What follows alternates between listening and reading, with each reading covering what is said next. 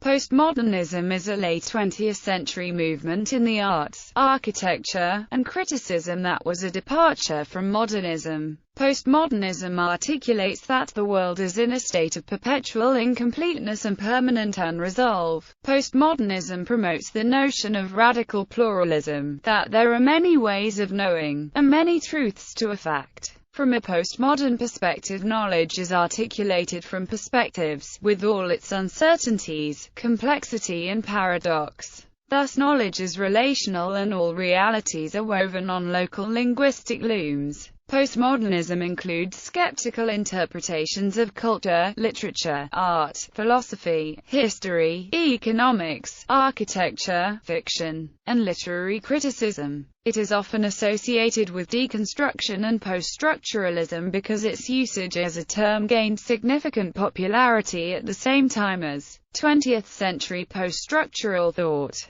The term postmodernism has been applied to a host of movements, mainly in art, music, and literature, that reacted against tendencies in modernism, and are typically marked by revival of historical elements and techniques. History. The term postmodern was first used around the 1880s. John Watkins Chapman suggested a postmodern style of painting as a way to depart from French Impressionism. J.M. Thomson, in his 1914 article in the Hibbert Journal, used it to describe changes in attitudes and beliefs in the critique of religion. The raison d'être of postmodernism is to escape from the double-mindedness of modernism by being thorough in its criticism by extending it to religion as well as theology, to Catholic feeling as well as to Catholic tradition. In 1921 and 1925, postmodernism had been used to describe new forms of art and music. In 1942, H.R. Hayes described it as a new literary form. However, as a general theory for a historical movement, it was first used in 1939 by Arnold J. Toynbee. Our own postmodern age has been inaugurated by the General War of 1914 to 1918. In 1949, the term was used to describe a dissatisfaction with modern architecture, and led to the postmodern architecture movement. Perhaps also a response to the modernist architectural movement known as the International style. Postmodernism in architecture is marked by a re-emergence of surface ornament, reference to surrounding buildings in urban architecture, historical reference in decorative forms, and non-orthogonal angles. Peter Drucker suggested the transformation into a postmodern world happened between 1937 and 1957. He described an as-yet nameless era, which he characterized as a shift to conceptual world based on pattern, purpose and process rather than mechanical cause, outlined by four new realities: the emergence of educated society, the importance of international development, the decline of the nation-state, and the collapse of the viability of non-Western cultures. In 1971, in a lecture delivered at the Institute of Contemporary Art, London, Mel Bochner described postmodernism in art as having started with Jasper Johns, who first rejected sense data and the singular point of view as the basis for his art, and treated art as a critical investigation. More recently, Walter Truett Anderson described postmodernism as belonging to one of four typological worldviews, which he identifies as either postmodern ionist, which sees truth as socially constructed, scientific rational, in which truth is found through methodical, disciplined inquiry, social traditional, in which truth is found in the heritage of American and Western civilization, or neo-romantic, in which truth is found through attaining harmony with nature and, or spiritual exploration of the inner self. Postmodernist ideas in philosophy and the analysis of culture and society expanded the importance of critical theory and has been the point of departure for works of literature, architecture, and design, as well as being visible in marketing, business and the interpretation of history, law and culture, starting in the late 20th century. These developments, re-evaluation of the entire Western value system that took place since the 1950s and 1960s,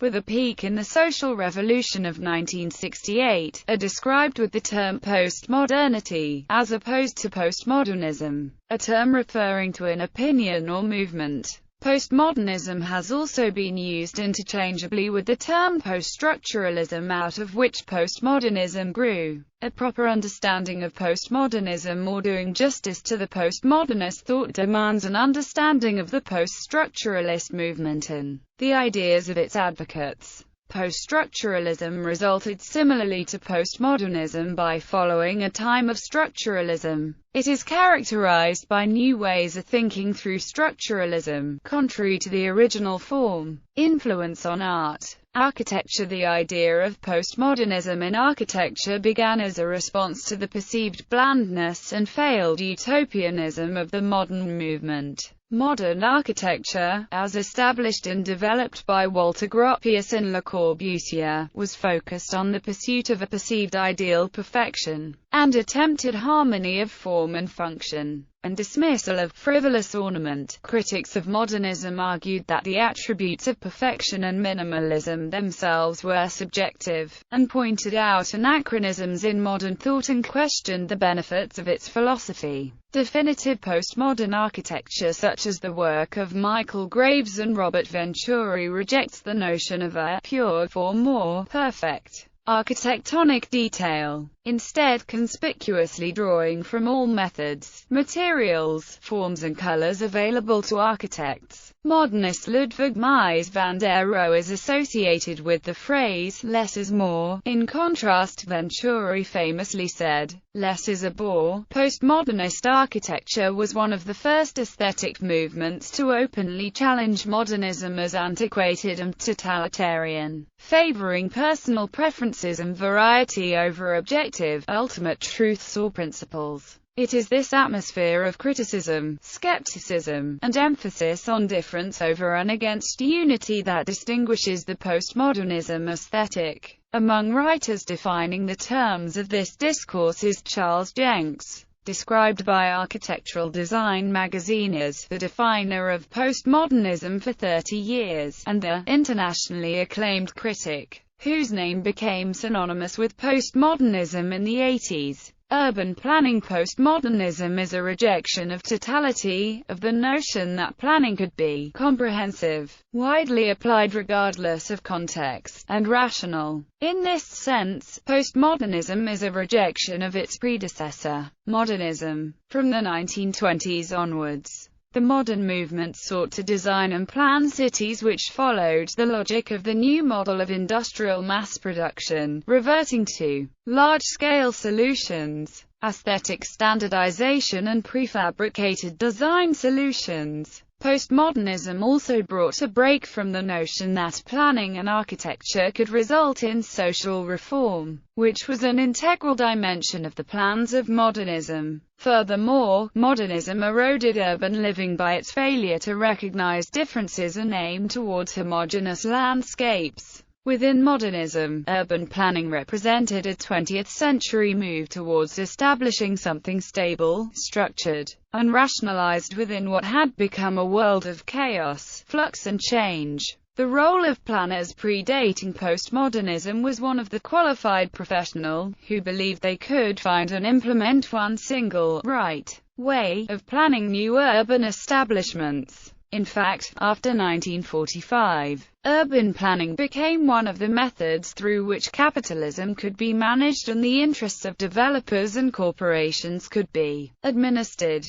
Considering modernism inclined urban planning to treat buildings and developments as isolated, unrelated parts of the overall urban ecosystems, created fragmented, isolated, and homogeneous urban landscapes. One of the greater problems with modernist style of planning was the disregard of resident or public opinion, which resulted in planning being forced upon the majority by a minority consisting of affluent professionals with little to no knowledge of real urban problems characteristic of post-Second World War urban environments. Slums, overcrowding, deteriorated infrastructure, pollution and disease, among others. These were precisely the urban ills modernism was meant to solve, but more often than not, the types of comprehensive, one-size-fits-all approaches to planning made things worse, and residents began to show interest in becoming involved in decisions which had once been solely entrusted to professionals of the built environment.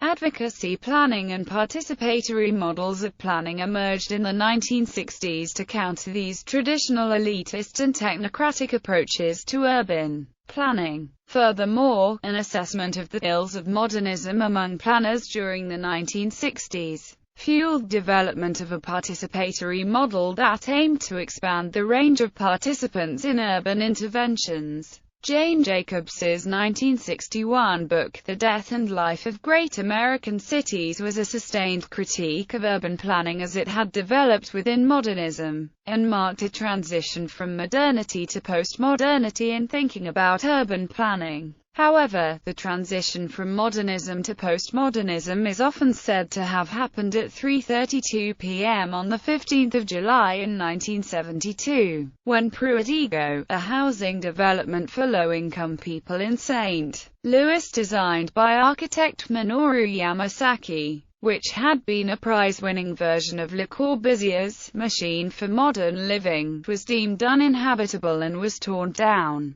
Since then, postmodernism has involved theories that embrace an aim to create diversity, and it exalts uncertainty, flexibility and change. Postmodern planning aims to accept pluralism and heighten awareness of social differences in order to accept and bring to light the claims of minority and disadvantaged groups. It is important to note that urban planning discourse within modernity and postmodernity has developed in different contexts. Even though they both grew within a capitalist culture, modernity was shaped by a capitalist ethic of Fordist Keynesian paradigm of mass, standardized production and consumption, while postmodernity was created out of a more flexible form of capital accumulation, labor markets and organizations. Also, there is a distinction between a postmodernism of reaction and one of resistance. A postmodernism of reaction rejects modernism and seeks to return to the lost traditions and history in order to create a new cultural synthesis, while postmodernity of resistance seeks to deconstruct modernism and is a critique of the origins without necessarily returning to them.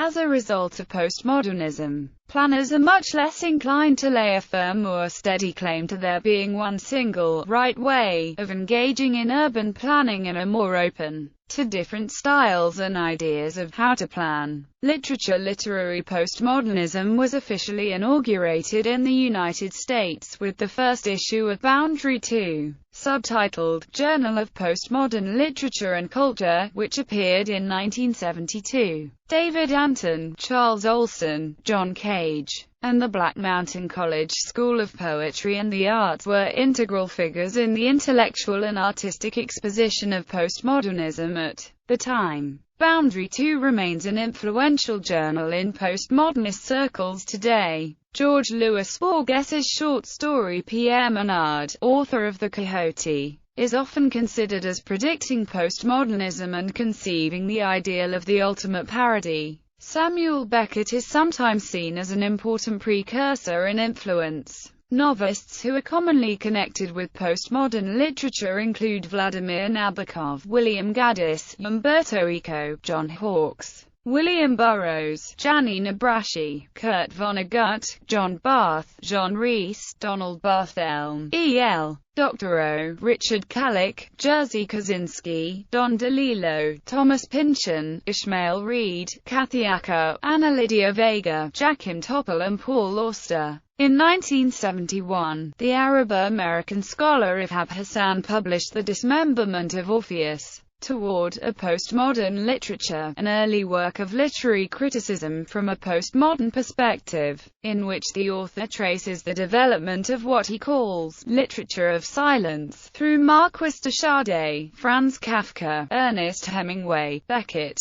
and many others, including developments such as the theatre of the absurd and the nouveau roman. In Postmodernist Fiction, Brian McHale details the shift from modernism to postmodernism, arguing that the former is characterized by an epistemological dominant, and that postmodern works have developed out of modernism and are primarily concerned with questions of ontology. In Constructing Postmodernism, McHale's second book, he provides readings of postmodern fiction and of some of the contemporary writers who go under the label of cyberpunk. McHale's What Was Postmodernism? Follows Raymond Federman's lead in now using the past tense when discussing postmodernism. Music. Postmodern music is either music of the postmodern era, or music that follows aesthetic and philosophical trends of postmodernism. As the name suggests, the postmodernist movement formed partly in reaction to the ideals of the modernist. Because of this, postmodern music is mostly defined in opposition to modernist music, and a work can either be modernist or postmodern, but not both. Jonathan Kramer posits the idea that postmodernism is less a surface style or historical period than an attitude.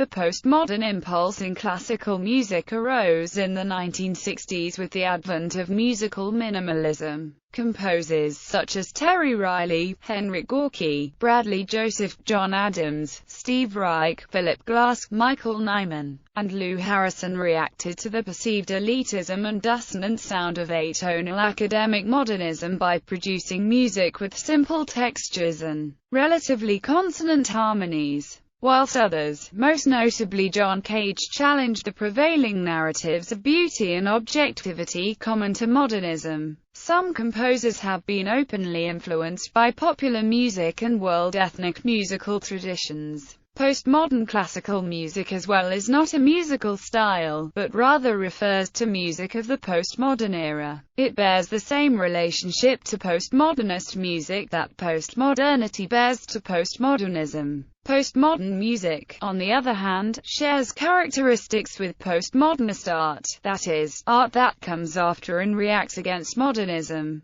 though representing a general return to certain notions of music making that are often considered to be classical or romantic. Not all postmodern composers have eschewed the experimentalist or academic tenets of modernism. The works of Dutch composer Louis Andriessen, for example, exhibit experimentalist preoccupation that is decidedly anti-romantic, eclecticism and freedom of expression, in reaction to the rigidity and aesthetic limitations of modernism, are the hallmarks of the postmodern influence in musical composition. Graphic design. Postmodern designers were in the beginning stages of what we now refer to as graphic design. They created works beginning in the 1970s without any set adherence to rational order and formal organization. They also seem to entirely pay no attention to traditional conventions such as legibility. Another characteristic of postmodern graphic design is that retro, techno, punk, grunge, beach, parody, and pastiche were all conspicuous trends. Each had its own sites and venues, detractors and advocates. Yet, while postmodern design did not consist of one unified graphic style, the movement was an expressive and playful time for designers who searched for more and more ways to go against the system. Key influential postmodern graphic designers include Wolfgang Weingart, April Grieman, Tiber Kalman, and Jamie Reed.